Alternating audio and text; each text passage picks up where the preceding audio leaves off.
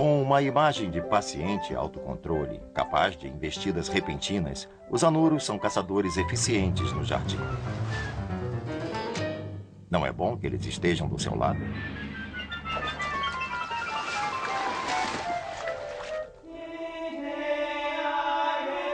O mundo secreto dos jardins.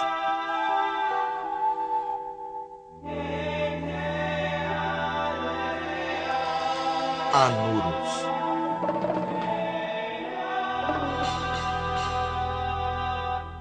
Distribuição Sinapse.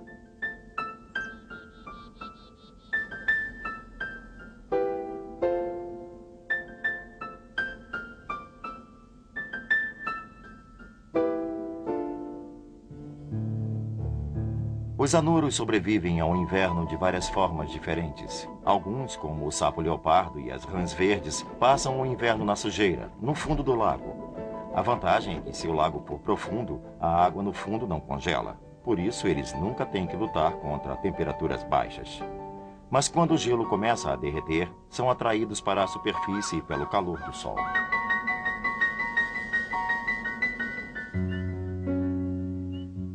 Uma estratégia de sobrevivência totalmente diferente é ficar sob as folhas caídas, que funcionam como um abrigo para algumas espécies de anuros.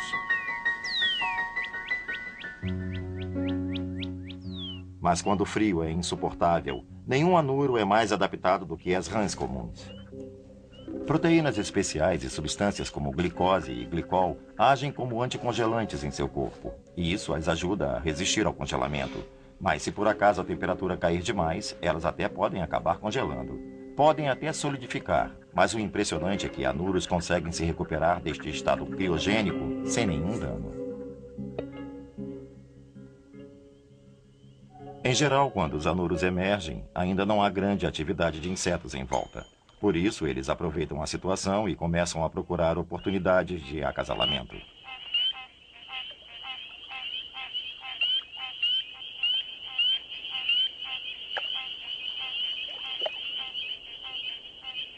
No início da primavera, dificilmente passamos por um pântano ou uma lagoa sazonal sem sentir necessidade de usar tampões de ouvidos.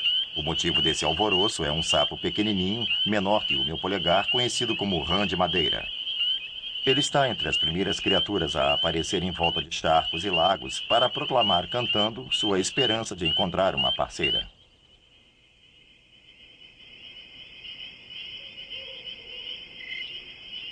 Os primeiros a chegar são os machos. Os rapazes se juntam e fazem um estardalhaço. Eles marcam seu território, geralmente um enorme espaço de 15 a 17 centímetros ao longo da margem, e começam a chamar pelas garotas. Os rãs de madeira podem ser ouvidos mais tarde, em quase todas as noites quentes de primavera. E às vezes, no auge do período de reprodução, vamos ouvi-los fazer esse chamamento durante o dia, o que acredito ser um sinal de desespero da parte deles. Os rãs de madeira são anuros arborícolas, e assim que a época da reprodução acaba, eles voltam às árvores e arbustos para se alimentar. Outra espécie de anuro que partilha seu espaço é chamada de ila versicolor, ou de perereca cinza, que só para confundir pode ser cinza ou verde. Esses anuros têm uma aparência estranha, são bem maiores, podem chegar a ter de 7 a 10 centímetros e têm um disco adesivo nos dedos que lhes permite subir em superfícies verticais. Podem caminhar em quase todo lugar. Ao contrário de muitas outras espécies, elas têm a pele verruguenta e rugosa. Sua pele se parece com a dos sapos. Logo nas primeiras noites quentes da primavera, no hemisfério norte, e logo depois que os rãs de madeira chegam, as rãs verdes descem da vegetação e novamente se aglomeram às margens dos lagos.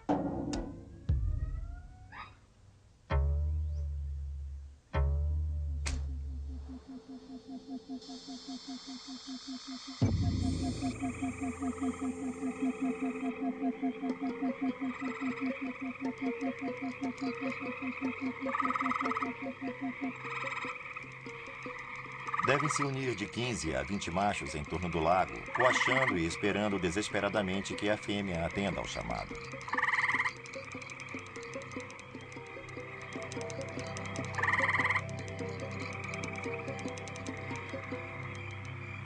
Normalmente leva uma semana ou dias para que as fêmeas comecem a aparecer e, claro, assim que as fêmeas se aproximam, o chamado fica mais alto.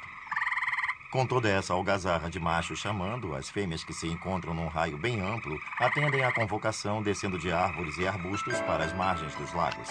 E os machos sempre têm que estar preparados, cantando, cantando, cantando para o acasalamento.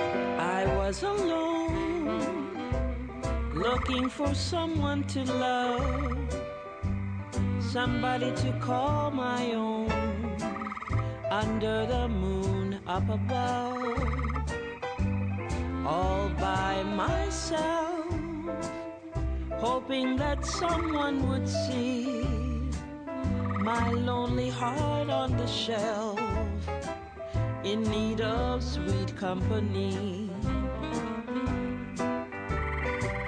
At last my prayer was realized, with a love that made me swoon. My plans for one were all revised. Now we'll plan the honeymoon. No more am I alone and blue. Now I'm dancing in the moonlight with my love so true. By the glow of the moonlight,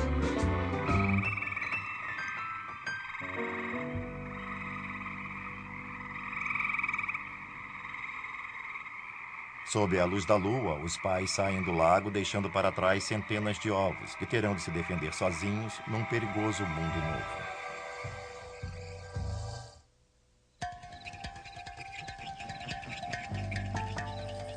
E num certo dia, em seu jardim, surgem centenas de criaturas se alimentando de suas plantas. Mas, por sorte, há também muitas criaturas loucas para se alimentar delas.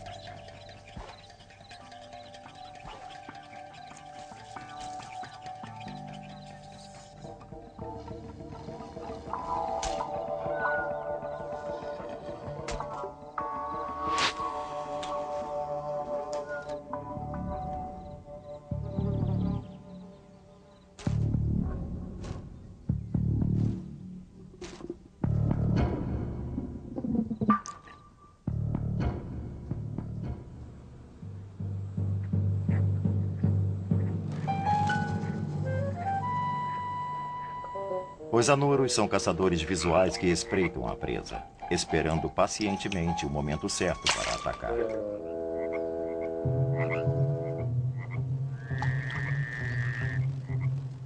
O que capta a atenção deles é o movimento. Eles têm visão lateral aguçada e uma paciência infinita. E quando veem algo se movendo, chegam mais perto, mas não se precipitam no ataque. Geralmente eles dão apenas um salto, com precisão incrível. Por isso, eles calmamente se preparam para que o menor movimento, uma virada de cabeça da presa, seja o bastante para disparar instantaneamente o ataque.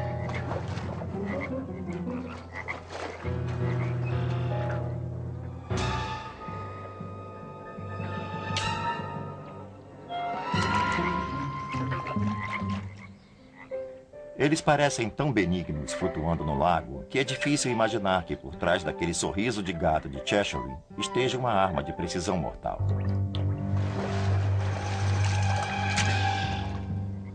A língua tem superfície pegajosa e gruda na presa. Então, quando o sapo retrai a língua, puxa a presa direto para o seu papo estufado.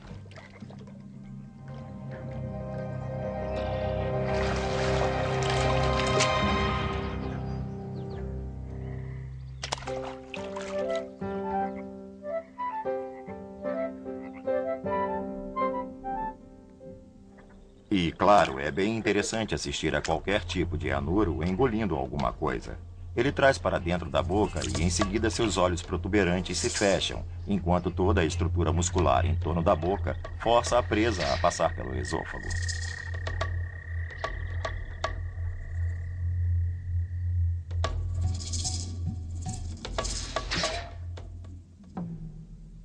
Além de ser uma arma mortal precisa, a língua de um anuro é um órgão incrivelmente sensível. Seu instinto é agarrar alguma coisa que se mova e só perguntar depois, o que nem sempre é uma boa ideia. Em geral, não obtêm todas as informações necessárias antes de colocarem as criaturas na boca. A esta altura, naturalmente, o interior da boca está úmido, substâncias se juntam a esse líquido e os receptores gustativos dizem "eca" ou "que delícia". E eles engolem baseados nisso. Eca.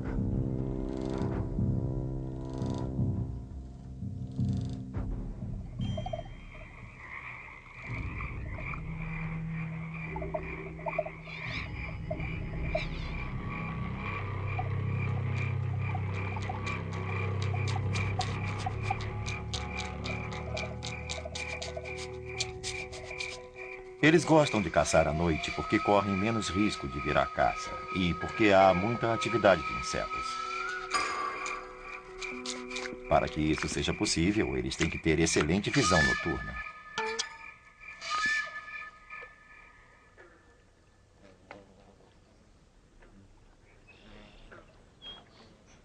Muitos anuros têm o tímpano e o martelo bem pronunciados. É uma superfície em forma de disco de cada lado da cabeça. Por isso, além de serem predadores visuais, eles se guiam pelos sons. É muito bom ter uma boa audição na época da reprodução. Quando sons diferentes vêm de diferentes direções, vemos que os anuros giram a cabeça para virar o ouvido em direção ao som, a fim de que possam localizá-lo perfeitamente. Quando um anuro percebe um predador chegando, ele está usando a audição, usando a visão e simultaneamente sentindo as vibrações do solo. A audição consiste em viagens vibratórias através do ar. O bater do nosso pé no chão são vibrações que podem ser captadas através da região ventral de seus corpos. Um bom lugar para se evitar predadores e buscar novas fontes de alimento é sobre as árvores. E alguns anuros são adequadamente adaptados para se esgueirar por entre pequenos galhos e mesmo por superfícies bastante íngremes. E como fazem isso? Com a sucção criada pelas ventosas dos dedos. Para isso tem uma superfície achatada na ponta dos dedos que é úmida e que cria a sucção. Com esse equipamento podem até subir por uma vidraça. Francamente, muito pouca coisa é obstáculo para uma perereca.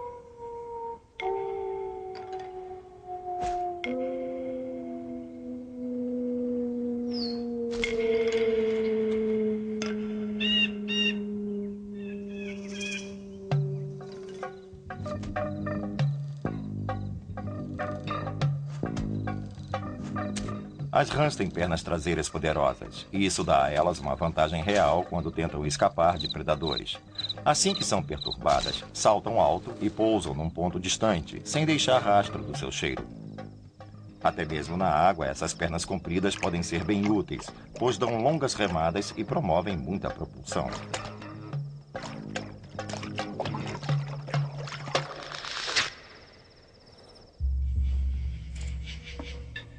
Saltar é um meio importante de colocar certa distância entre elas e um predador. Mas uma outra defesa das rãs é se encurvar e ficar imóveis. E isso tem duas vantagens. Uma é que as faz parecer maiores e mais difíceis de serem engolidas. Imagine uma cobra pequena se aproximando. A cobra acharia que a rã não caberia em sua boca. Portanto, essa é uma postura de defesa. Outra postura de defesa importante que usam é ficar totalmente horizontais, agarradas ao caule da árvore ou do galho onde estejam, pois assim o corpo não cria sombra e ficam bem menos visíveis. Isso também lhes dá uma forma irregular, o que dificulta que um predador visual consiga identificá-los. E isso, aliado ao fato de que sua coloração pode variar de um tom escuro a manchas cinzentas, faz com que se confundam com o ambiente e assim se misturem ao cenário. Outro segredo, como eu já disse, é permanecerem imóveis.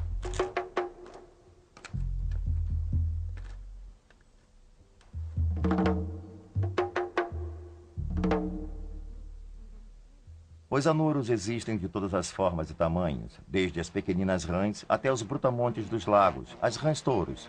Eles também podem variar um pouco em cor, do marrom dos sapos comuns ao azul metálico de algumas rãs. É bom ter a cor verde se o anuro está à beira de um lago, porque há muita atividade ali. No caso do sapo-leopardo, a coloração é disruptiva. Quando olhamos para ele, dificilmente imaginamos que é isso que o faz desaparecer. Ao vermos zebras, achamos que qualquer leão idiota consegue enxergá-la. Mas as zebras têm o que é conhecido como coloração disruptiva. É o que os sapos leopardos também têm. Não é uma cor contra o fundo contrastante, mas uma coloração manchada como o ambiente, o que dificulta que tanto a presa quanto o predador os distingam. Os anuros podem ter vida surpreendentemente longa. Sobrevivem, às vezes, por 5 a 6 anos no jardim, caso consigam se esgueirar de predadores e encontrar alimento. Mas para cada anuro que sobreviva em seu jardim, haverá centenas, se não milhares, que jamais terão chance de sequer chegar à margem do lago.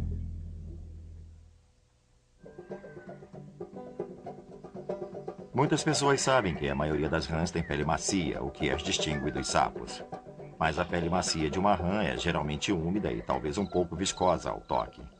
Elas precisam ter pele úmida a fim de respirar, e é por isso que procuram ficar perto de lagos, embora possam se alimentar bem nos campos ou entre vegetações. Ainda assim, elas tendem a concentrar a maior parte de sua atividade em torno dos lagos, para que regularmente possam mergulhar e se molhar. Lembro que quando criança pensava, se há rãs no lago, quero pegar uma. Claro, quando se chega perto, a rã salta para dentro da água e desce para o fundo. Lembro que eu pensava, vou esperar que ela volte à superfície, aí eu vou pegá-la. Não vai ficar lá para sempre. Mas eu estava enganado. Elas não precisam inspirar o ar pela boca para seus pulmões. Elas podem respirar pela pele e o oxigênio existe na água tanto quanto no ar. Portanto, elas conseguem respirar dentro d'água. Quer dizer, a rã pode ficar lá embaixo quietinha por horas a fio. Minha paciência não dura tanto tempo. Os girinos, claro, respiram de forma diferente dos adultos. São especializados em viver em ambiente aquático, por isso têm brânquias. Em qualquer tipo de lago podemos nos deparar com centenas de milhares de girinos. Mas imagine, se todos sobrevivessem até a vida adulta, acredito que seriam como uma daquelas pragas bíblicas, rãs por toda parte. Não haveria espaço suficiente no mundo. Isso indica naturalmente que esses girinos são uma importante fonte de alimento para muitas criaturas, todas querendo comê-los. O fundo de um lago, por exemplo, é abarrotado de insetos predadores de vários tipos, que ficam desesperados para comer todos esses girinos.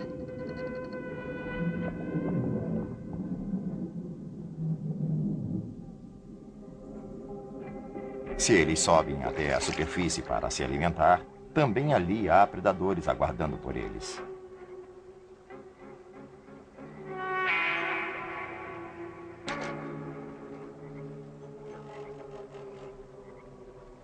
Chega um momento em que a verdade aparece e o girino tem que fazer uma transposição espetacular para deixar de ser uma criatura totalmente aquática e virar uma basicamente terrestre de respiração aérea. E não só perde a cauda e ganha pernas, o que significa que se move de forma inteiramente diferente, como também muda a forma como obtém o oxigênio. Este movimento de transição é quase como um renascimento quando entram no novo mundo. Tornam-se criaturas totalmente diferentes.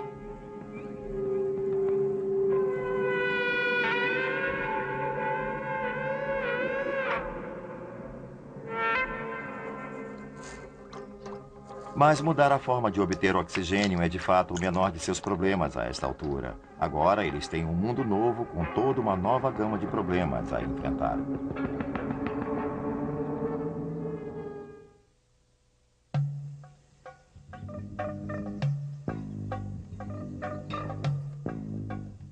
Um dos meus exemplares favoritos é a perereca cinza, porque é fácil reconhecê-la. São residentes que se estabelecem em volta da casa e podemos prever onde estão. Elas vocalizam das vegetações pendentes e descansam no mesmo lugar durante o dia. Um local onde é comum encontrá-las é em volta da piscina, empoleiradas na cerca. Gostam de ficar em cercas porque é fácil se esconder ali. Mas podemos encontrá-las nas beiradas do telhado de casa e em vários lugares estranhos onde nunca imaginaríamos. Elas vocalizam e o som pode lembrar o de um mamífero, talvez um coati. Pode ser um som bem característico.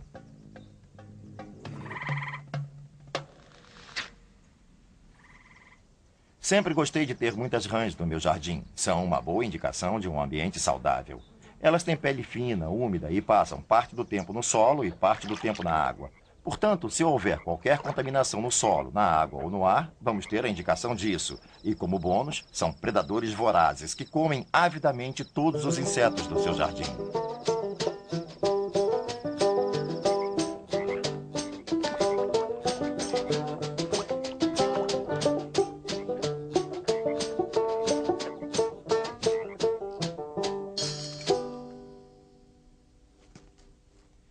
Infelizmente, em várias regiões, principalmente em áreas urbanas, o número de anuros está decaindo. E, na verdade, em alguns lugares, há espécies que desapareceram totalmente do ambiente local.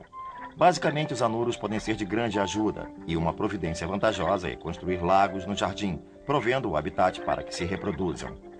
Não precisam ser grandes nem muito elaborados, mas podem ser muito úteis, mesmo os temporários, para que os anuros se reproduzam. Se você quiser que anuros maiores, como os sapos verdes e os sapos leopardos, sobrevivam ao inverno, o lago tem que ter certa profundidade, de forma que a água não chegue a congelar no fundo. Se tiver uma boa superfície lodosa no fundo, o anuro pode se entocar lá, e mesmo que a água congele, o lodo não vai congelar, e os anuros ficarão bem. Outra coisa a considerar é que é muito útil ter vegetação na água, porque, lembre-se, muitos anuros vão desovar. Depositam os ovos em forma de cordão pelo solo ou fixados à vegetação. E muita vegetação em torno do lago também é bom, porque eles precisam de um bom abrigo quando permanecem à beira do lago para se reproduzir ou caçar. É muito importante você ter um lago onde haja muita vida dentro da água, muitas outras emergindo da água e muitas mais dependurando-se sobre a água, criando um cenário muito bonito e o habitat ideal para anuros. Em resumo, podemos causar um grande impacto na população de anuros, fazendo do nosso jardim um local mais hospitaleiro para eles. Se você fizer alguma coisa por eles, os anuros farão muito por você.